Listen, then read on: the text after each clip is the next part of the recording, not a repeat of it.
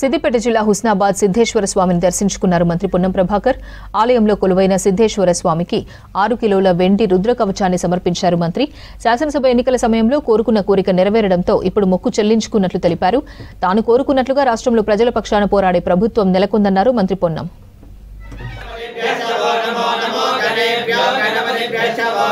అతి పురాతన శైవ క్షేత్రానికి ఈరోజు మార్గశిర మాసం కృష్ణపక్షమందు ఏకాదశి స్వాతి నక్షత్రంతో కూడుకున్నటువంటి శుభదినాన ఈ యొక్క హుస్నాబాద్ నియోజకవర్గ మంత్రివర్యులు అదేవిధంగా మాన్యశ్రీ పొన్నం ప్రభాకర్ గారు స్వయంగా స్వామివారి నమస్కారం చేసినంత మాత్రాన స్వామికి రుద్ర కవచం మకుటంగా చెప్పబడినటువంటి ఆభరణాన్ని స్వామివారికి సమర్పించడం జరిగింది. వారికి వారి కుటుంబ సభ్యులకు ఆయురారోగ్య ఐశ్వర్యాలతో పాటుగా ఈ లోకమంతా సుభిక్షంగా ఉండాలి అనేటువంటి సంకల్పం కూడా వారు చేయడం జరిగింది.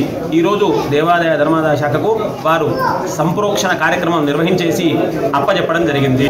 ఇక్కడికి వచ్చి సిద్ధేశ్వర స్వామికి నమస్కారం చేసి ఆయన కోరిక నెరవేరిన సంకల్పంతో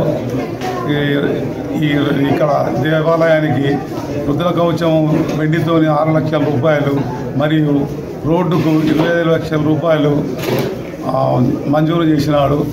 మా పొన్నం ప్రభాకర్ గారికి మంత్రివర్యులకు మా దేవాలయ తరఫున ఈ లోక కళ్యాణం కోసము ఈ రుద్ర కవచాన్ని ఇచ్చినాడు. ఈ దేవాలయం తరఫున అతనికి నమస్కారం.